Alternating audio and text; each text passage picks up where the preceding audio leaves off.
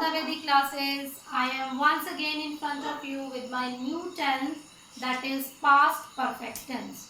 So now we will discuss past perfect tense, its meaning, its identification and how we can change from Hindi into English. Okay, so let's start. First of all, we will understand the meaning of past perfect tense.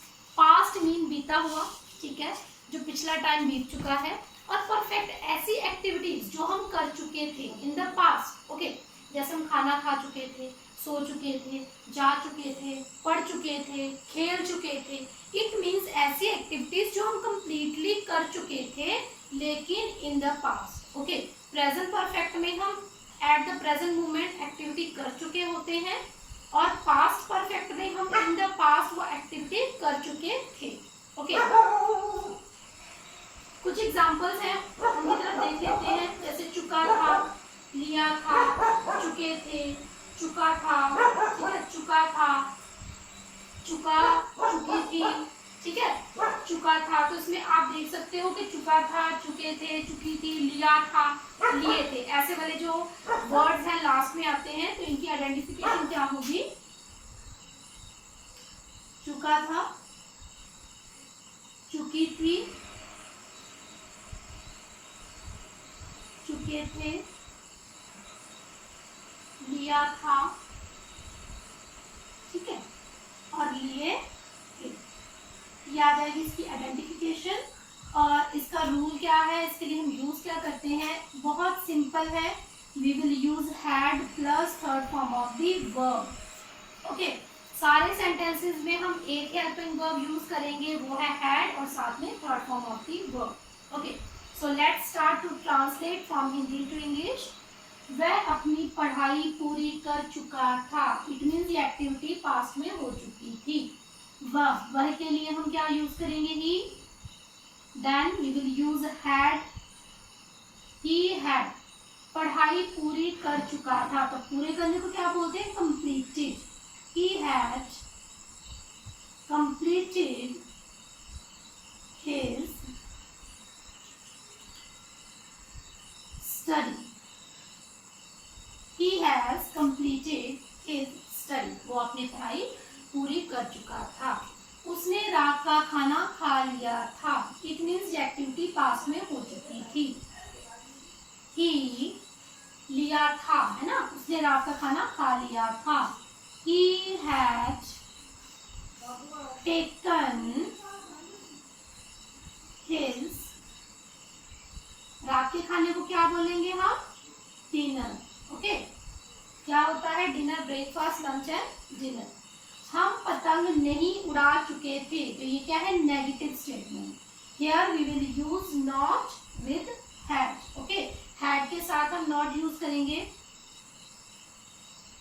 We had not. उड़ाने को हम बोलते हैं fly, तो fly, flew, flown, flown. We had not flown the kite. वह match नहीं जीत चुका था, तो ये भी नेगेटिव है, तो here we will once again use not with the had. Okay, वह मैच नहीं जीत चुका था. He had not won the match. He had not won the match. Next example क्या है? परीक्षा की तैयारी कर चुका था. ओके, ये है हमारा इंटेरोगेटिव, तो यहाँ पर हम स्टार्टिंग में लगाएंगे हेल्पिंग वर्ब हैड. ही तैयारी करने को क्या बोलते हैं? Prepared. Okay, had he prepared for. परीक्षा को हम बोलेंगे examination. Okay, had he prepared for the examination. Okay, next we will move to 6th sentence. क्या स्कूल बंद हो चुका था? तो ये भी इंटेरोगेटिव है. had the school. बंद होने को क्या बोलेंगे? शट भी बोल सकते हैं.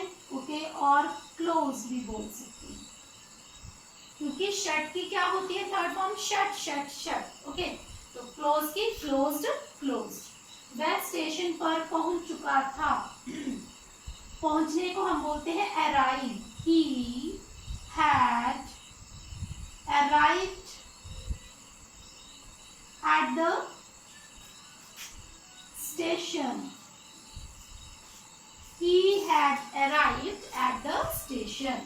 माँ खाना पका चुकी थी। Mother had, अब देखो यहाँ पर पकाने के लिए हम क्या यूज करेंगे? बनाना या पकाना मीन्स कुक करना या फिर प्रिपेयर करना। Mother had, यहाँ पे हम कुक भी यूज कर सकते हैं, प्रिपेयर्ड वर्ड भी यूज कर सकते हैं। The food. Mother had cooked or prepared the food. क्या पिताजी दफ्तर जा चुके थे? क्या पिताजी दफ्तर जा चुके थे? यहाँ भी had यूज करेंगे। Had father, जाने को go went gone, तो यहाँ पे हम लिखेंगे gone। Had father gone to office, okay. क्या डॉक्टर रोगी की नब्ज देख चुका था? तो यहाँ पे हम क्या यूज करेंगे? Had doctor. अब नब्ज देखने को मैंने आपको पहले भी बताया था कि फील बोलते हैं ना, तो फील का क्या आएगा? फेल्ट।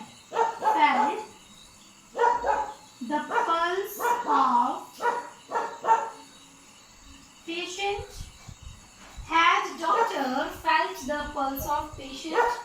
मेरी बहन स्टेशन पर कब पहुंच चुकी थी? तो यहाँ पे आ गया वर्ड कब।